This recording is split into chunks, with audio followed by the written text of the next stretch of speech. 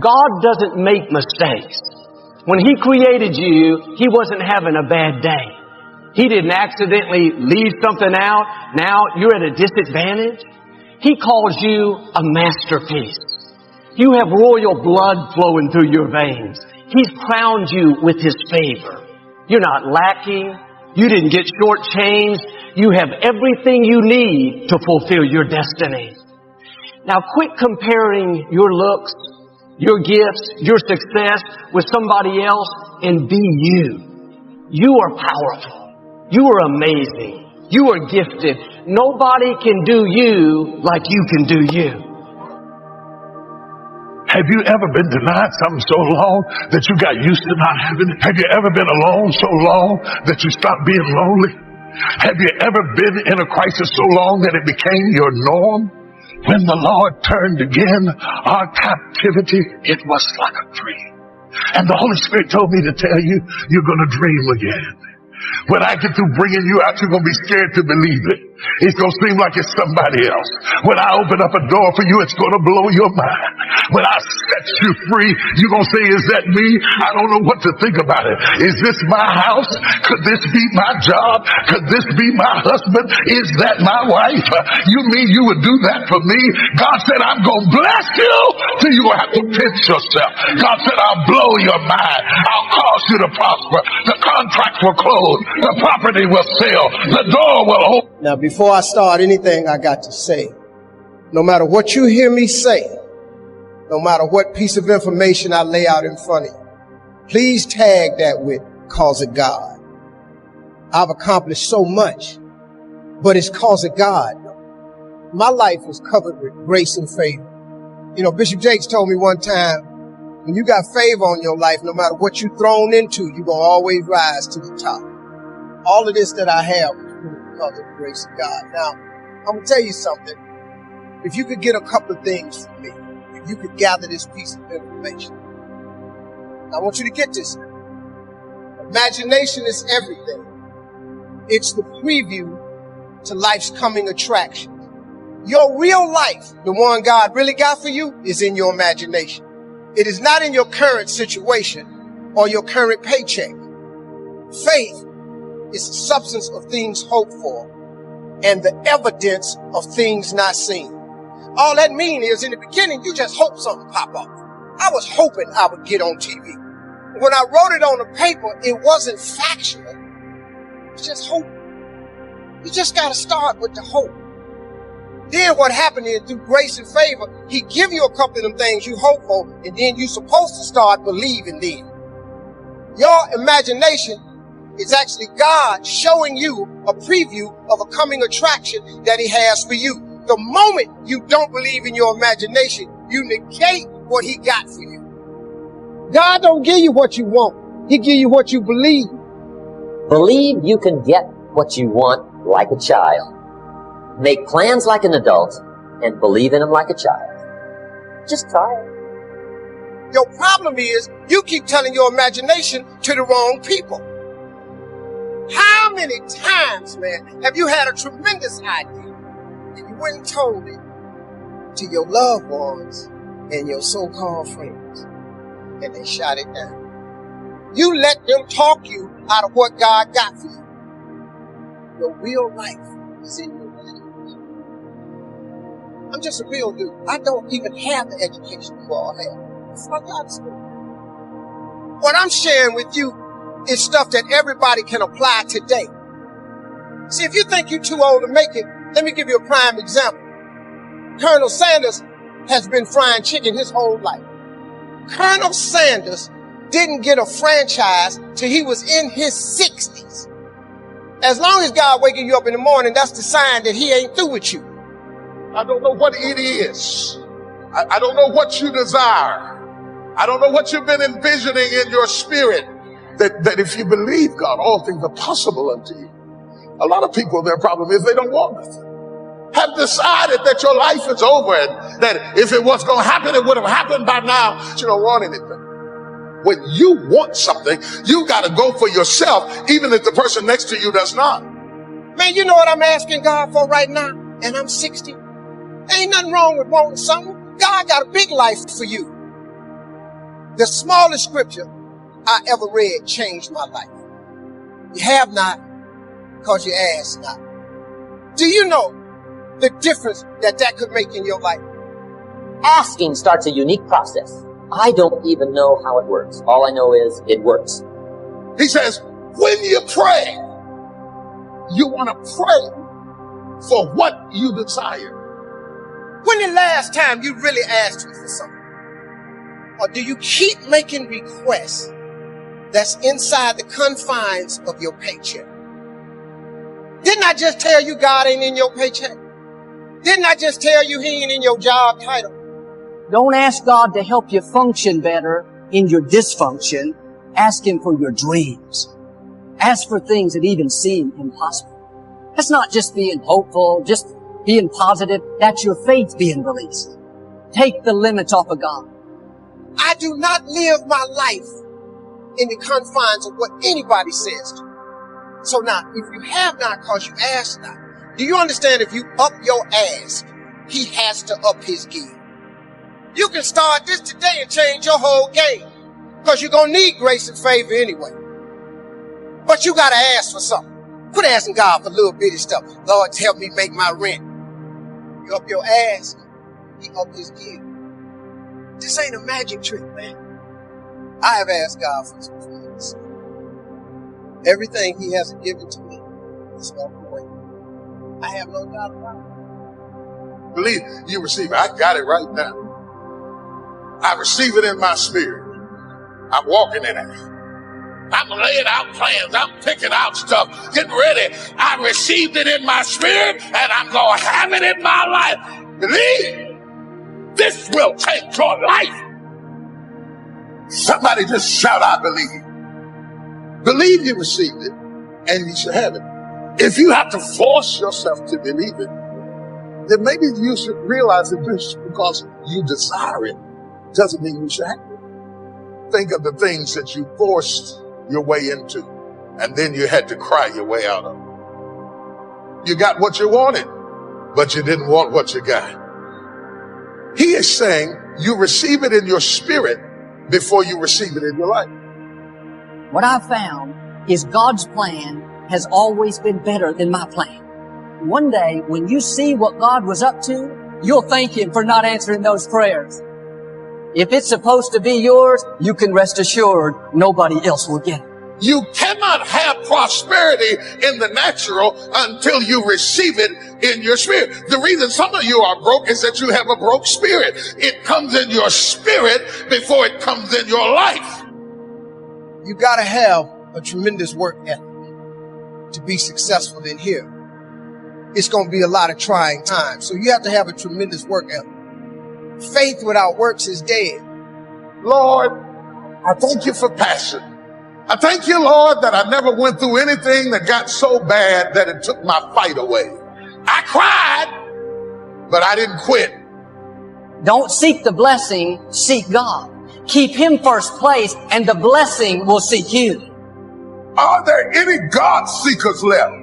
I see the money seekers, but are there any God seekers left? And say, all I want is you. I've enjoyed convincing you that you're nothing, you're never going to be nothing, you came from nothing, and you'll never get out. You'll never be loved, you'll never be happy, you'll never be blessed, you'll never be free, you'll never get yourself together, you will never be nothing. I've enjoyed attacking him.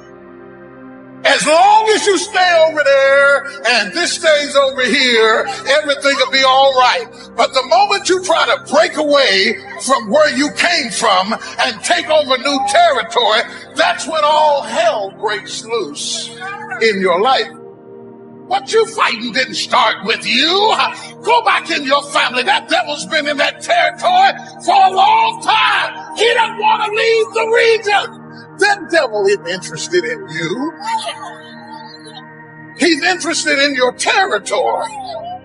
He's interested in your region. He's after your turf. He's after your stuff. There's something that you have that he wants, and he doesn't care about you. He says, I can use her. I can use a pig. I can use a goat. I can use a dog. I can use her sister. I can use his brother. I can use somebody close to them. It sounds like somebody else in here has had some lying voices. whispering in your ear, telling you what you can't do it, what you can't be, and what you can't have. And if you don't do it with me, it can't be done. The devil is a lie. You need to abort every voice that said you can't do it, you can't have it, you can't be it, you'll never get up, you'll never survive. The devil is a lie. Abort that thing. Push it out. Or it ain't gonna be no Holyfield fight, dancing around. Oh no, I'm gonna bite you, I'm gonna kick you in your eye. I'll fight like a wild animal. I didn't come this far to let you take my stuff. You have accepted some things as normal and adjusted your way of life to accommodate something that was never meant to be. If you don't possess what's yours, the enemy will possess your land.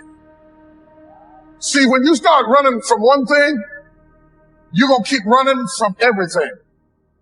That's why you need to stop running and face whatever you got to face and deal with whatever you got to deal with. Because if you run from Pharaoh, you're going to run from the serpent. You're going to run from love. You're going to run from life. You're going to run from responsibility. You're going to run. Or you're going to stop running. This is a marching legion of enemies that are coming against you to bring you down. You think I'm going to roll over and play dead while you take over my stuff? The devil is a lie. I will fight you. I don't mean no fancy fight. I mean I'll claw and kick and scratch and bite your nose. I'll fight you. When he got to messing with your daddy, now he's gonna mess with you. When he got to messing up your sister, now he's after you. But I came to serve notice on the devil today. It stops right here. I'm going to fight for the territory. Somebody who's in a fight, give God a praise right now. And as long as you were a spectator, the devil was all right with that. But the moment you start raising your head and worshiping God, all hell breaks loose. Do you hear what I'm saying? Do you hear what I'm saying to you?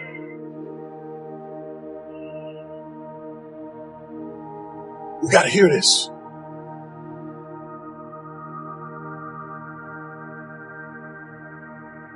You mean you just gonna sit there and let the enemy take your stuff? You do recognize you're in a fight. See, because most church people don't know that they're in a fight. They've been saved, but their mentality is so carnal that they just think stuff happens. Nothing just happens. Everything came from somewhere. Everything had a genesis. Everything had a beginning. It didn't just happen. That thing was sent against you. It was sent against you. I don't care what the doctor says, what the nurse says, what the bookkeeper says. I don't care what you read in the Wall Street Journal about the economy. The devil is a lie. That spirit was sent.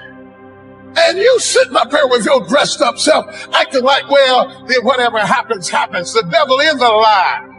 The devil is a lie. You have accepted some things as normal and adjusted your way of life to accommodate something that was never meant to be. You mean you just gonna sit there and let the enemy take your stuff? Take your life, take your family, take your son, take your daughter, take your grandkids. You're just going to lay back and let him have your job, have your influence, have your business. You just going to hand it over without a fight? You're not going to fight or nothing. You're not going to do spiritual warfare. You're not going to fight in the spirit. You're not going to go into the end. You're just going to let him have your territory. You better fight for your territory. I don't care what it is. Your legs, your arms, your toes, your kids, your company, your finances. I don't care what it is. You got to fight for your territory. You have to fight to keep your eyesight. You have to fight to keep your energy. You have to fight to keep your movement. I mean, you have to fight for stuff that you used to take for granted. My God, do you hear what I'm saying to you? I say, I will fight. Don't you think for 1 minute that I won't fight. Don't you think I won't fight. Just because I'm 12 don't mean I won't fight. David was a boy when he killed Goliath. Don't let the fat fool you. I'm fat, but I'll fight. I'm gray-headed, but I'll fight. I'm a woman, but I'll fight. I'm an old man, but I'll fight you right now. Oh my God, I mean, I'll fight you right now. You will fail at some point in your life. Accept it. You will lose. You will embarrass yourself. You will suck at something. If you're willing to decide what you want, believe it's possible, consciously envision the future, feel the feelings of what it would feel like if you had achieved this goal, you can have anything, and then you take action, both obvious actions and inspired action. You can do anything. You'll get scared sometimes. Your mind will go blank on you. Some people you will allow to unnerve you. And you wonder, what's wrong with me? I'm not crazy. That's why you got to learn to make a conscious, deliberate, determined effort to stand up inside yourself. Working on yourself, watching that inner dialogue, it will determine the quality of your life. Next thing is that you've got to activate the thinker in you. Don't allow your emotions to control you. We are emotional, but you want to begin to discipline your emotion. If you don't discipline and contain your emotions, they will use you.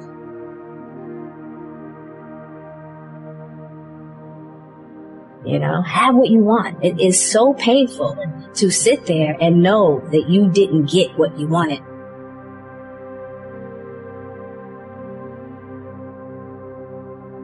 If you're going to be successful in creating the life of your dream, you have to believe that you are capable of making it happen. You have to believe that you have the right stuff and that you're able to pull it off. And whether you call it self-esteem, self-confidence, or self-assurance, it's a deep-seated belief that you have what it takes. The abilities, the inner resources, the talents, and the skills to create your desired results.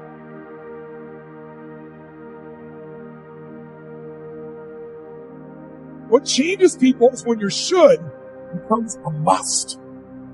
And suddenly, the thing you said should happen has to happen. That's when human beings change.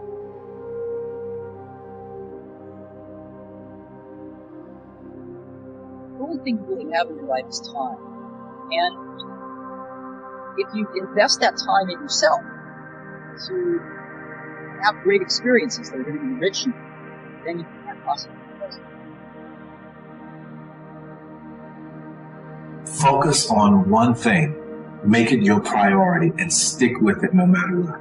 If you want to know how to decide if a career opportunity is a good one, there are several things you have to take into consideration. Number one, does it make your heart sing? The number one feedback system that you were given at birth is joy. If you're not experiencing joy as you think about doing something and as you pursue doing it, then it's off course for you.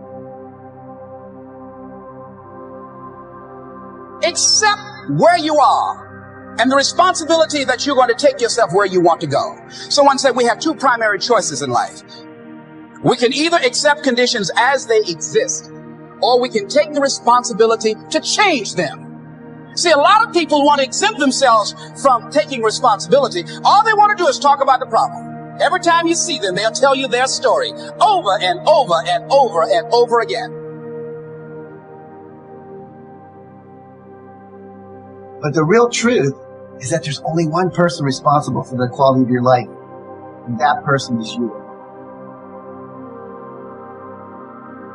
All of us experience pain. My challenge, don't just go through it, grow through it. That difficulty is an opportunity to get stronger, to develop character, to gain new confidence. Anybody can give up. Anybody can let it overwhelm you. But you know what that's doing? Wasting your pain. That pain is not there to stop you. It's there to prepare you, to increase you, to develop.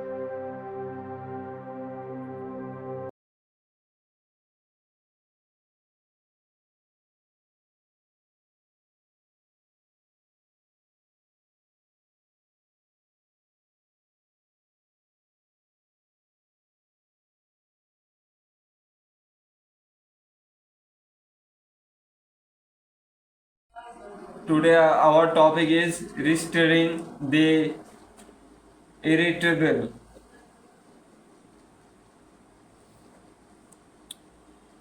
The carefully cleanses the dilated grace of Felicius the executor, treating with a utmost care.